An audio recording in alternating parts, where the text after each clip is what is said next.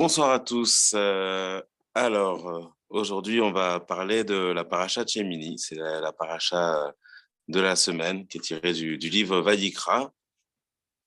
Et on va traiter d'un sujet en particulier. Alors, c'est un sujet que j'ai pris dans un livre qui s'appelle Pnine HaTorah, qui est un livre qui est un très joli livre du Rav David Haddad Shlita, qui en fait met des sujets de la paracha et qui les traite en fait à base de paraboles et d'histoires de nos sages.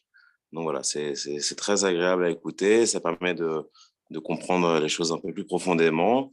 Et voilà, on va commencer tout de suite. Alors sur tous les sujets, je choisis pour le coup, c'est le premier. Le premier qui est, alors je vais vous le lire, c'est donc dans la paracha de Shemini, le chapitre 9, verset 6. Je vais vous le lire en hébreu et après, je vais le traduire. Alors, le verset nous dit Ze hadavar, asher tziva Hashem, ta'asu, veyera alechem, kevod Hashem. Ze hadavar, ceci est la chose, asher tziva Hashem, qu'a ordonné Hashem, ta'asu, accomplissez-la, faites-le. Veyera alechem, kevod Hashem, pour que vous apparaisse la gloire de Hashem. Alors, le rabbin David Haddad, il va développer et il va expliquer ce verset de la manière suivante. Il va expliquer en fait ce passage qui nous dit qu'Hachem nous a ordonné des commandements et il dit accomplissez-la, accomplissez-les. Alors, qu'est-ce que ça veut dire?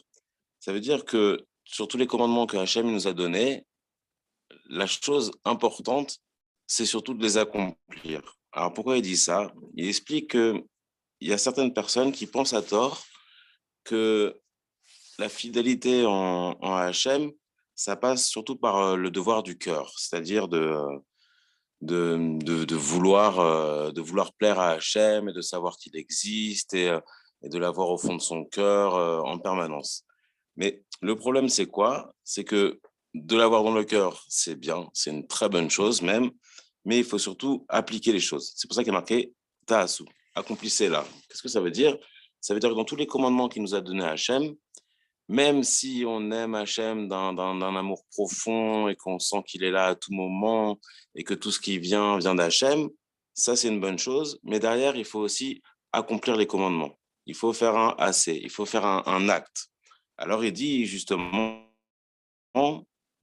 que le devoir du cœur, c'est important, mais il y a besoin de trouver une application dans tous les commandements que Hachem nous donne. Alors, c'est vrai, ceux qui vont te dire que l'important, c'est justement le devoir du cœur, d'avoir Hachem dans le cœur.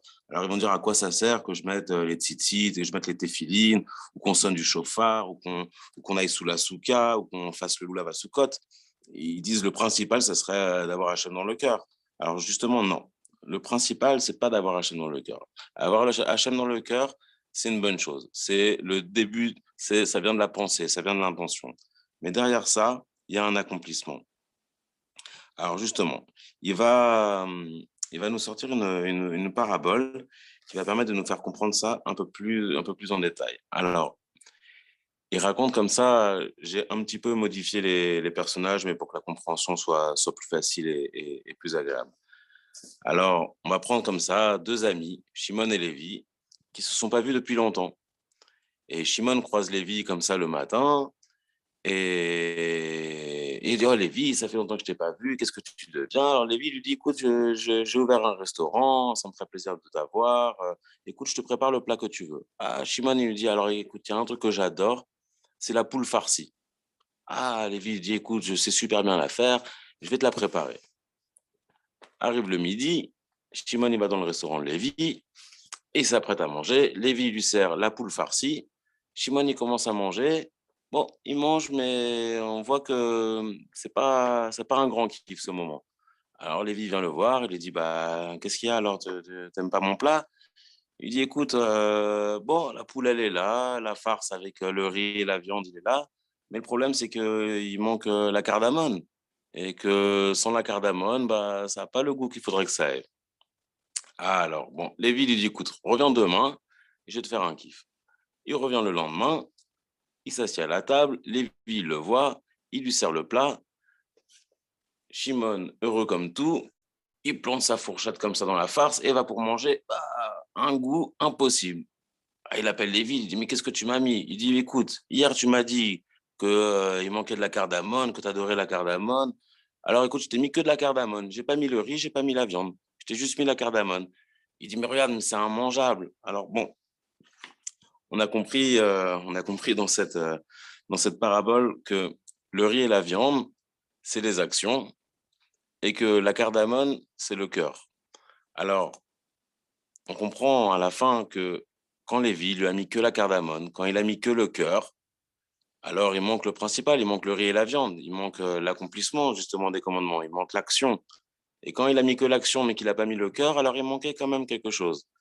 Ça veut dire en fait que les deux ils sont indissociables. C'est-à-dire que il faut bien sûr avoir le cœur, mais il faut surtout aussi avoir l'action. Il faut faire la chose. Tout ce qu'Hachem nous a commandé, c'est bien d'aimer Hachem, c'est bien d'avoir Hachem dans le cœur, mais il faut aussi accomplir ses commandements.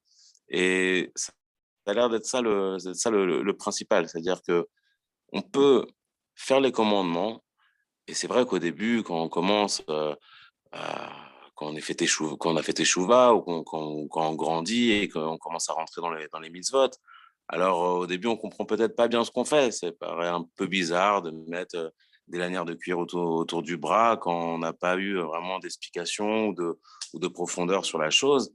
Et malgré tout, le fait de faire l'action et de la répéter, alors on va essayer de se renseigner, de savoir qu'est-ce qu'on fait, pourquoi on le fait, comme quand on rentre dans la souka, ou quand on agite le loulav, ou quand on met les tzitzit.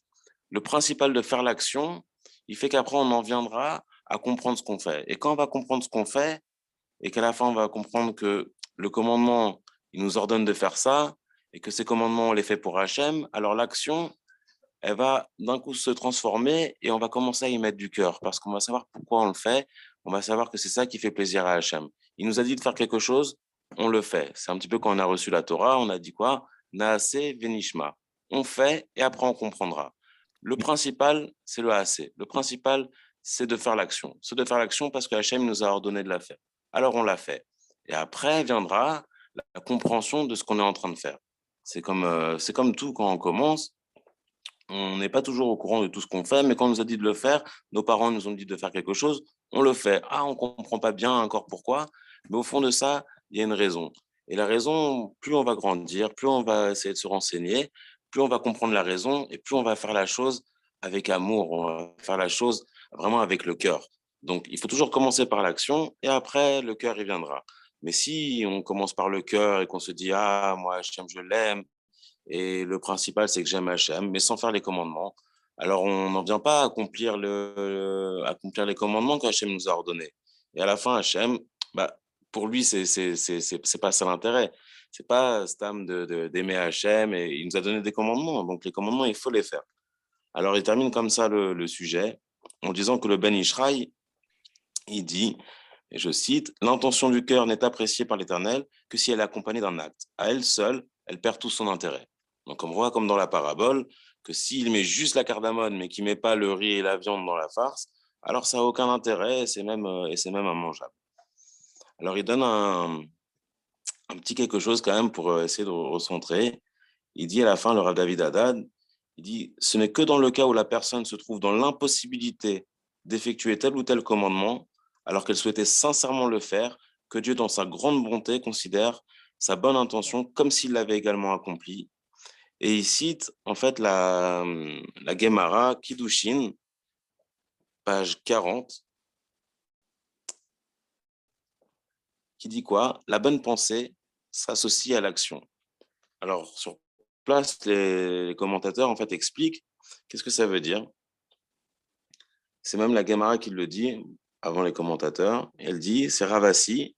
Ravasi a dit, même si un homme a songé à accomplir une mitzvah et qu'il a été empêché de l'accomplir, l'écriture le lui compte comme s'il l'avait accompli. Alors, qu'est-ce que ça veut dire?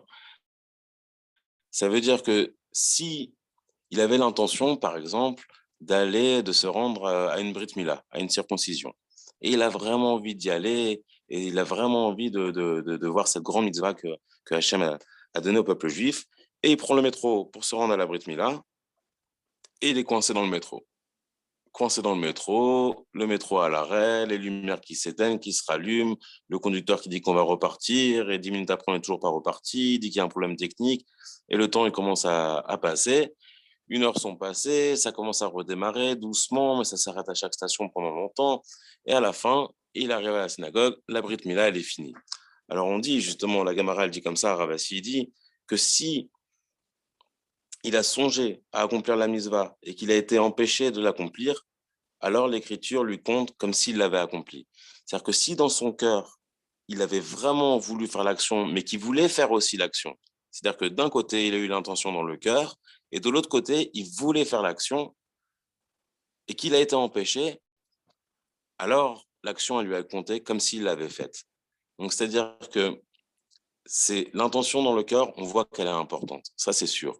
Mais il faut qu'il y ait une action derrière. Maintenant, si on a l'intention, mais qu'on n'a pas l'action, alors ça sert à rien, comme on l'a vu dans la parabole et comme on l'a expliqué jusque-là. Mais s'il y a l'intention et qu'il y a la volonté d'action, mais qu'on est empêché, c'est-à-dire que ça s'appelle honnête, c'est qu'on a vraiment tout voulu faire pour l'accomplir, mais qu'on n'a pas pu, alors là, elle nous est comptée. C'est-à-dire que là, on voit que l'action, elle n'est pas là, et pourtant, ça nous est compté. Ça nous est compté pourquoi? Parce qu'il y avait un vrai désir de faire l'action. Il faut avoir un désir d'accomplir les commandements d'Hachem. Il ne faut pas juste avoir une intention dans le cœur, il faut un désir de l'accomplir. Donc voilà, c'était le message de ce soir.